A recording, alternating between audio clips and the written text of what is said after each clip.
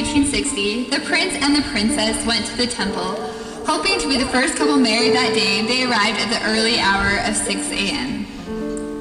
In spite of their early arrival, they were the fourth couple out of 13 that day to be married. In the temple, as they promised to abide in the covenant, they were promised in return an eternal kingdom. Their forever family had its start. That evening in Blackfoot, Idaho, they celebrated with friends and family. The princess's sister, Linda, was the maid of honor, and the prince's sister, Ruth, was a bridesmaid. The best man was Phil Leah. That night, Lynn sang "Ah, Sweet Mystery of Life" to his new bride.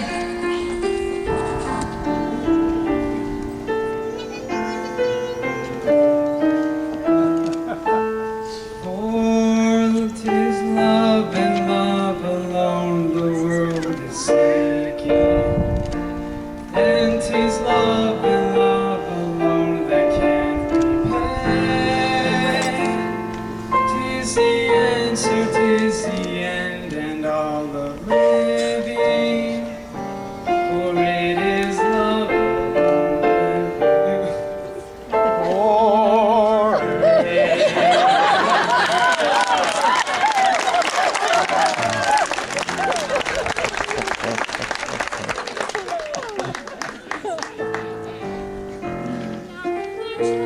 was made, their life had begun. The king and the queen would always be as one. They have a perfect family and a very perfect start. They would grow together and never ever part. Once again they asked, what will our future be? What will become of our future family? Answer was easy, it came from above.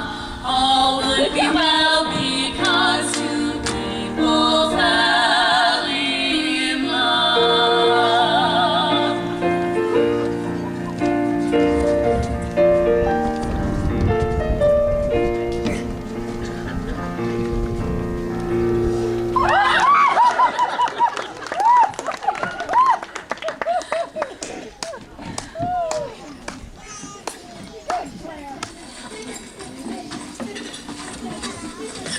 After spending their wedding night at the Pinecrest Motel in Pocatello, they honeymooned for a week at the ranch in Island Park. Then on June 25th, they moved into their new 55 by 10 foot pacemaker trailer, and their life as king and queen had its start. Just a few months later, they learned that their kingdom was soon to extend. The due date of their first baby would be 1 year after they were married. Under my hat so I can take it off.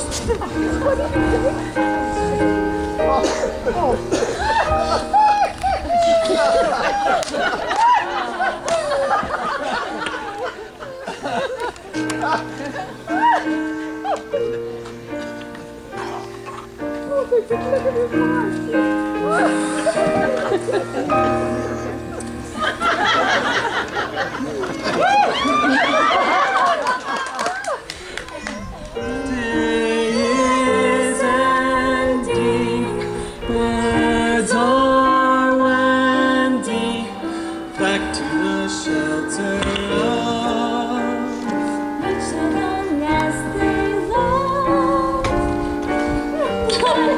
trees falling, lovebirds calling. What makes the world go round? Nothing but love.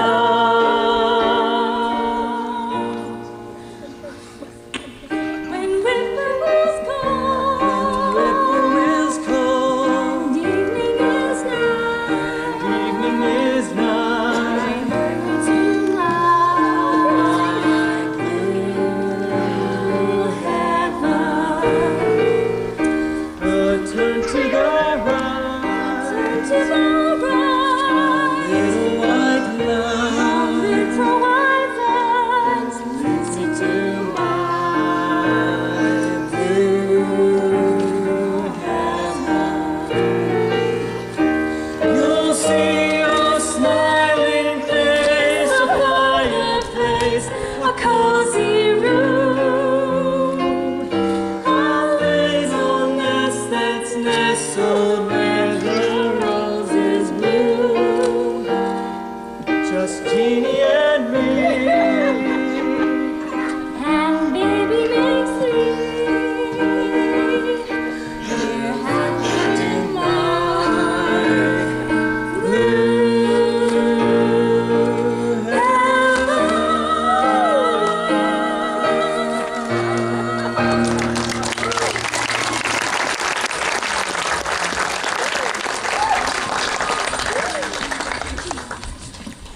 After the first child was born, their kingdom seemed to grow quickly.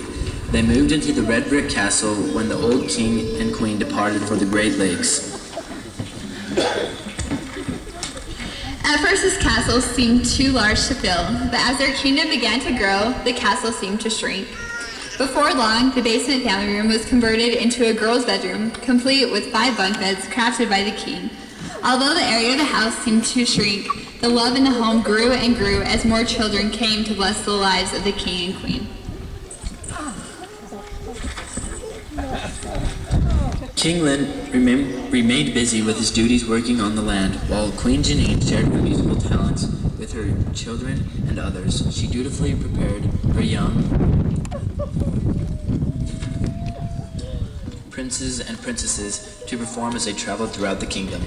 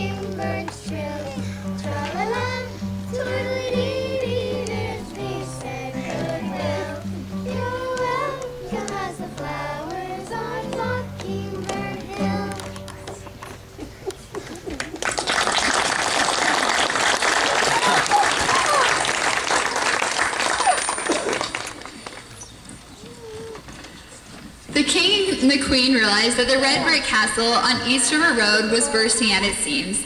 In the southeast corner of their kingdom, King Lynn wisely used his resources to construct a new white brick castle to accommodate his growing posterity. Their kingdom now included 3 boys and half a dozen girls. Their young princes and princesses were called Mark, Dawn,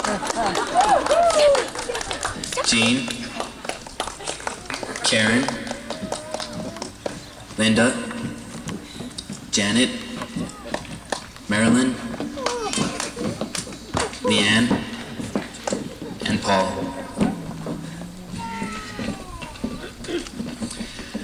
Their family was now complete, but the kingdom had certainly not stopped growing.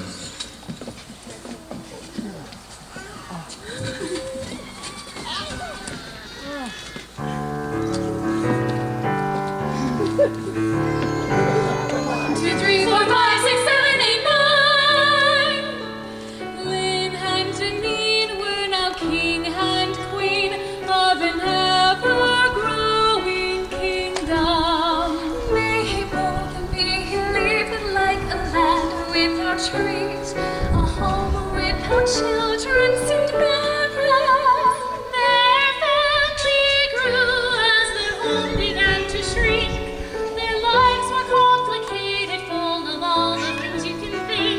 There were piano lessons and church, of course, wrestling and gymnastics and learning to ride horse, cheerleading band, violin shop, gardening and housework that never seemed to stop.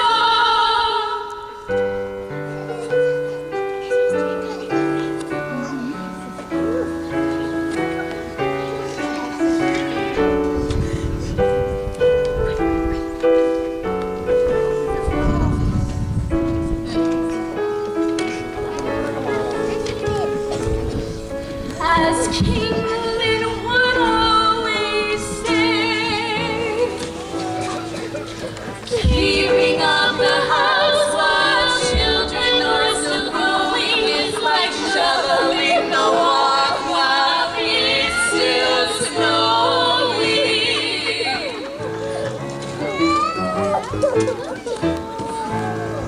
Their home was always welcome for those who came to stay. Their door was always open for friends who passed away.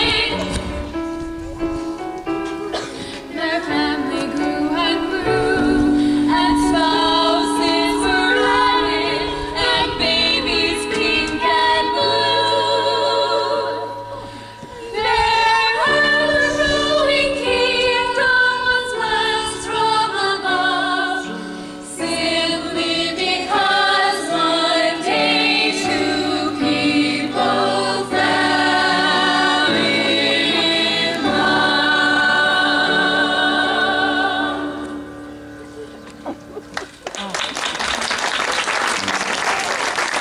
The king and the queen soon found that the borders of their kingdom were rapidly expanding as they went forth to serve in Colombia, Argentina, Mexico, and other parts of the world. The children continued to grow and before long started leaving home. Their kingdom increased even more as their children married princes and princesses from neighboring kingdoms. In the meantime, starting with Jake and ending most recently with Julia, a new group of little princes and princesses came to bless the lives of the king and queen, as well as the lives of people throughout the world. The next generation of young princes and princesses were taught, like their parents and grandparents before them, the great plan that God had prepared for them. They were taught to hold to the iron rod so that someday they could return to God's castle in the heavens and remain together as a kingdom forever. Through King Lynn's and Queen Jeanine's example, these young princes and princesses were taught the importance of loving, obeying, and serving in the kingdom. King Lynn and Queen Jeanine could now survey all their kingdom, smile, and say, "You will make it, my child, I know."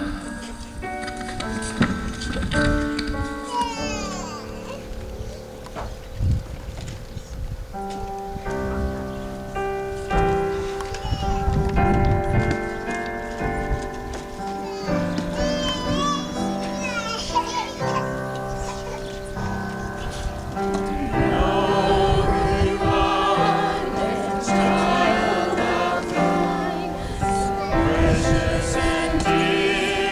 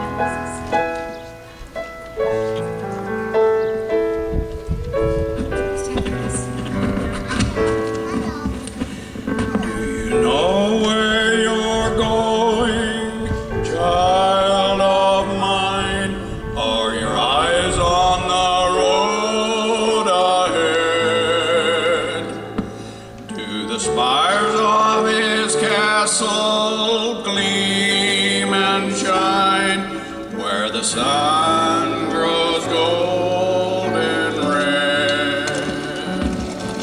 Have you taken enough for your journey, child? Does your lamp cast a steady glow? Can you hold to the rod when the storm is wild? We will make it, my child, I know.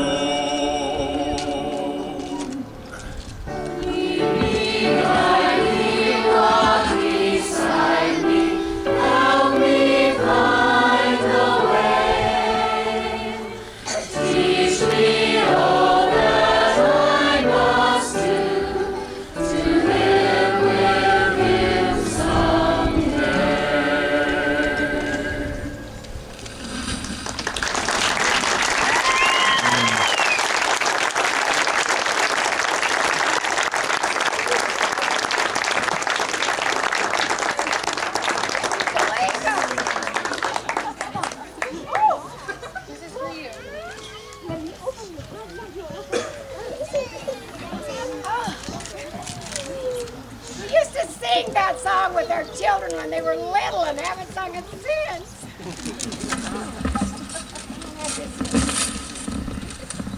Hello, Rachel.